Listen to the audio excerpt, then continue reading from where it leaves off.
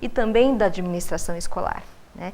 Faz parte da formação do pedagogo. Ele tem 3 estágios, ele passa pelo estágio da educação infantil, pelo estágio do ensino fundamental, pelo estágio da administração escolar. Então, os alunos terão, com certeza, né, disciplinas que vão dar realmente assim, uma boa ideia, né, desse universo, né, de formação de um pedagogo. E eles acabam no decorrer dos 4 anos se encontrando aonde eu quero atuar. Sim. E daí sim eles vão, depois numa pós-graduação, na formação continuada, porque nós sabemos que nós temos que estudar diariamente. A nossa formação é durante a nossa vida toda, né? Então, a gente estimula muito, né, oportuniza muito as alunas a vivenciarem todo esse contexto, né, dentro das instituições de ensino e demais instituições também, para que possam fazer suas escolhas. Então, eu acredito que o curso dá sim, uma ideia, né, do que seria a gestão escolar. Sim. Dá uma ideia da gestão educacional também, dentro de um contexto, eu acredito que... Até porque existem algumas disciplinas que farão reflexões e discussões sobre esses temas, perfeito, não é? Perfeito. Nós, principalmente no último ano de pedagogia, nós temos a organização e gestão da escola, uma disciplina, organização do trabalho pedagógico. Exatamente. Então, nesse momento, as futuras pedagogas estão em contato com essa reflexão, com essa discussão. E a partir daí é que elas tomam uma decisão. Tomam uma decisão. E elas têm a oportunidade durante o curso também de receber, né? Nós trazemos convidados, profissionais da área que estão atuando, diretores, né, gestores das instituições, para que eles possam, né, socializar o saber e trazer para nossas alunas a experiência do que é a gestão escolar. Muito bem. Nós estamos já no finalzinho do primeiro bloco e eu vou deixar então no ar a primeira questão norteadora, a questão principal que as nossas convidadas vão dialogar sobre essa questão ao longo do segundo bloco. Quais são as competências que um gestor deve desenvolver para gerir uma escola com qualidade? Acompanhe conosco, já voltamos.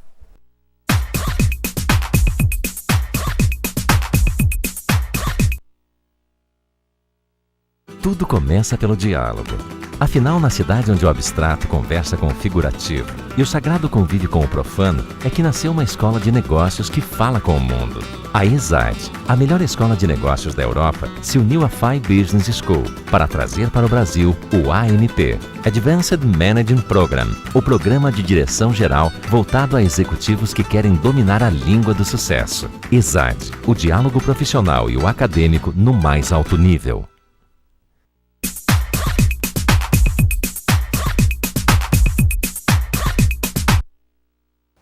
Voltamos para o segundo bloco do programa Diálogos Acadêmicos e Profissionais de hoje, que está na 41ª edição e estamos trabalhando dentro da grande área de educação. O tema que definimos para esse programa, gestão educacional, formação e desafios. No primeiro bloco, as nossas convidadas então colocaram para nós as diferenças entre a gestão educacional e a gestão escolar. E também discorreram sobre a possibilidade da continuidade, então, da formação dos profissionais de educação no momento em que desejam, almejam assumir esta função, um gestor educacional, um gestor escolar. Alguns pontos aqui já nos chamaram a atenção. Conforme as nossas professoras estavam colocando, que os nossos gestores educacionais, figuras de ministros, secretários de educação estadual, municipal, deveriam, pelo menos, já ter passado pelos bancos escolares na formação de um gestor educacional para que nós tivéssemos esse fluxo com maior desenvoltura, com mais qualidade, que tivéssemos um retorno positivo. Ou então que os nossos assessores, os assessores desses gestores, também tivessem essa formação. Bom, vamos então à discussão da nossa primeira questão norteadora. Quais são as competências que um gestor deve desenvolver para gerir uma escola com qualidade? Professora Mara, quais são as competências que você aponta então para esse gestor? Poderíamos iniciar citando 2 pesquisas recentes. Hoje em dia existem sites e é uma preocupação muito grande exatamente sobre esse tema que é a gestão escolar. Tanto por parte do MEC, que já tem as jornadas de gestão escolar, como eu citaria a Fundação Victor Civita, tem a Fundação Lehman, tem a Fundação L'Hermitage, e são meios, são espaços onde existe boa produção científica na área de gestão.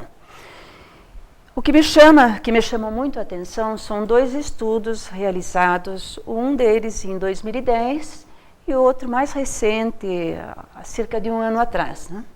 O primeiro estudo, elaborado a pedido da Fundação Victor Civita, foi feito pelo IBOP, traçou o perfil do gestor escolar no Brasil. E aí, nesse perfil, foram observadas situações assim muito interessantes, como que 96% dos gestores, quando questionados, se consideravam responsáveis pelo desempenho, Sim. pelo baixo desempenho dos seus estudantes. Eles dizem que não se consideram responsáveis. Uma outra coisa que chamou muito a atenção, né, em relação aos gestores brasileiros é o fato de que mais de 80% deles dedicam-se grande parte de seu tempo na escola com atividades administrativas. É a frequência, é a assiduidade, é a cantina, é a merenda. Porém, quando questionados, né, sobre a existência de um planejamento institucional ou de um planejamento para a sua escola, não souberam, não havia isso, né? Uma outra coisa que chamou a atenção também, o perfil desses gestores. Nós estamos falando aqui da escola pública, porque essas 2 pesquisas foram feitas com base na escola pública. E em relação a esse perfil, muitos desses gestores, eles não têm formação em gestão. Alguns são indicados, outros quando existe eleição, existe trocas, enfim, né? Então o perfil traz dados assim bem interessantes e a conclusão dessa pesquisa é exatamente a formação, a importância da formação em gestão escolar, né? Essa é uma pesquisa. A outra pesquisa mais recente, que essa foi feita pela Fundação Lehman, e quem elaborou essa pesquisa foi a Fundação Getúlio Vargas, ainda que seja polêmico, eles gostariam de saber por que algumas escolas têm um elevado índice de desenvolvimento escolar, o IDEB, e outras escolas têm um baixo índice. E queriam conhecer também, né, qual era a importância, qual era o papel do gestor escolar nessas escolas. E realizaram todo um estudo e chegaram à conclusão que aquelas escolas que tinham um índice mais elevado tinham gestores com alta escolaridade, com especialização e formação em gestão. E as outras escolas com índice bem mais baixo não tinham essa formação. Então aí a gente percebe a importância do desenvolvimento de competências. E quais são essas competências? Aí, como coordenadora do curso, de um dos nossos cursos na área da educação, de gestão e liderança educacional, nós utilizamos a palavra educacional porque consideramos que um gestor educacional, hoje ele pode ser um gestor escolar, mas amanhã ele pode ser um gestor educacional e as competências que ele necessita são exatamente as mesmas. Por isso, nosso curso chama-se Gestão e Liderança Educacional. Então, nós, quando pensamos na matriz curricular do nosso curso, nós pensamos em competências, né, que permitam dar conta daquilo que a professora Heloísa Lick, que é uma educadora aqui do Paraná, cita como 10 dimensões da gestão escolar. Então, esse gestor ele tem que ter amplos conhecimentos de políticas educacionais, conceitos relacionados à educação, tem que ter conhecimento de legislação. Por outro lado, esse gestor também tem que ter amplos conhecimentos de tecnologias, de planejamento educacional, planejamento institucional, planejamento estratégico, ver a escola como um todo, mas não adianta somente planejar. Ele tem que saber como monitorar essas ações, ele tem que saber como avaliar, então ele tem que conhecer a avaliação institucional em diferentes modalidades, avaliação do desempenho docente, tem que conhecer a própria avaliação institucional, avaliação do desempenho do estudante e a avaliação externa, que também são feitas já pelas instituições macros, né?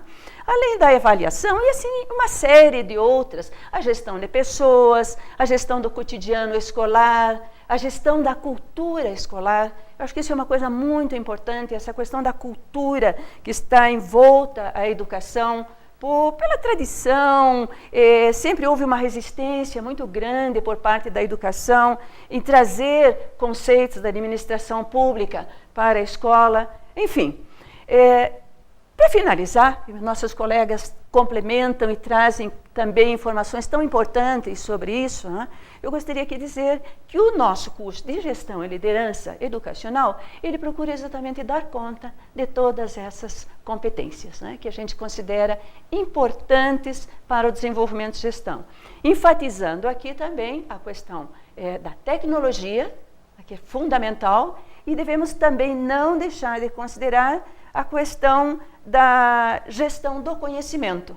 Por que a gestão do conhecimento? A gestão do conhecimento é exatamente aquilo que muitos de nós já temos, né? Uma ampla experiência em educação e que não está escrito nesse livro. Então, a gente tem que procurar criar mecanismos dentro da escola para aproveitar esse pessoal que é tão maravilhoso, que tem feito tanta coisa, né? Então, tudo isso é de competência do gestor. Ele tem que estar olhando a escola como um todo e tem que conhecer exatamente cada uma dessas dimensões e tem que acompanhar esse processo e principalmente avaliar. Eu acho que já ficou então bem respondida também a questão da aluna do 4º ano de pedagogia da FAI, a Cristiane Kirsten, que participou tão espontaneamente e eu desculpo-me agora porque não citei o nome da nossa aluna. Então, Cristiane Kirsten, do 4º ano de Pedagogia da FAI, que realizou a nossa primeira pergunta para as nossas convidadas e agora já ouviu, então, toda a explicação, toda a colocação pela professora Mara. Professoras, enquanto a professora Mara discorria sobre a gestão educacional, as competências de um gestor dentro de todo o sistema educacional e também dentro da escola, da instituição escolar mesmo, nos mais variados níveis de ensino, eu ficava pensando o seguinte, que entramos em contato com os gestores dessas unidades escolares e muitas vezes nós o pegamos realizando aquelas funções conforme a professora Mara citou das pesquisas. Então ele fica no seu dia a dia muito envolvido com aquelas questões de infraestrutura. Então tem que colocar uma cobertura na quadra, ou então tem que mudar a cobertura da quadra do ginásio porque tem goteiras, tem que fazer a pintura do chão da quadra, tem que conseguir lotar mais funcionários na sua escola, quando for escola pública, mas não tem demanda para isso, não há possibilidade, aí tem que lidar com a questão também do problema da violência, das drogas que já estão aí, que estão nas escolas, e ele fica tão envolvido com esse dia a dia que, para que ele consiga desenvolver todas essas competências do gestor educacional, que são, na verdade, aquelas que colocariam a escola para funcionar efetivamente, não há tempo para isso. Como vocês veem essa questão, professoras? Eu posso falar um pouquinho da nossa experiência na Rede Municipal de Curitiba, né? Apesar de que, como um todo, no nosso imenso Brasil, a Mara falou muito sabiamente sobre, né, as possibilidades desse professor chegar a gestor de uma unidade escolar, né? No nosso município nós trabalhamos, né, já há vários anos com a eleição direta, que é a comunidade escolar, professores, pais, né, enfim, elegem o seu representante ali na direção da escola. Nosso imenso Brasil, na maioria dos municípios, estados, funciona dessa forma, apesar de que a gente ainda tem indicações. A gente tem unidades, né, nossa federação, que é concurso para escolher o gestor, né, a partir de um conhecimento prévio, de uma formação anterior. Mas o que eu acho que vale, eu vou estar comentando até em cima do que você trouxe, é que sempre vai haver um pouquinho mais a aprender, né? Então, assim, o concurso, a formação inicial, que a gente possa estar lá trabalhando, né, com os alunos no curso de pedagogia, e mesmo a formação continuada, porque sempre quando, né, na Rede Municipal de Ensino de Curitiba, ou enfim, em qualquer outra, sempre vai haver a responsabilidade dessa mantenedora em garantir, em realizar uma formação continuada com o seu profissional, né? Porque, por mais que ele seja, muitas vezes ali ele esteja diretor de uma unidade, gestor escolar, muitas vezes ele saiu da sala de aula, a trajetória dele profissional anterior foi só como professor. Ainda é preciso que esse profissional tenha a responsabilidade com a gestão do seu conhecimento, da sua formação, né? Porque no cotidiano, a gente, enquanto ali diretor de uma unidade, você se depara com muitas questões. É a necessidade de arrumar o teto da quadra, de trocar o piso da sala, de administrar o RH, né? Ali os professores, cada um na sua sala, às vezes faltou alguém, às vezes é a criança que chora, às vezes é a violência que chega mesmo até o portão da escola ou até dentro da escola. Quer dizer, quem subsidia esse profissional no exercício, né, da sua função? Quer dizer, esse profissional vai estar, eu acho, penso, né, em contínuo, em permanente formação. E aí, vamos trazer a responsabilidade da mantenedora, que tem que estar acompanhando, que tem que estar orientando, que tem que estar garantindo, né, cursos de formação continuada. Mas o profissional, ele tem que, acima de tudo, estar com a responsabilidade de buscar também se aprimorar e se forjar, né, naquele ofício que ele está, né? Ele está gestor, ele não é gestor de carreira, ele está. E aí, aí eu acho que nesse momento a gente tem aí um excelente instrumento, que é o curso de gestão e liderança da FAI. Se assegurar, então, né? O gestor, aquele que está naquele momento, embora muitos, principalmente, ou não, mas aqueles que estão, alguns se sentem já como propriedade exclusiva. Porque e acabam administrando como se fosse sua casa. Isso acontece bastante nas escolas, né?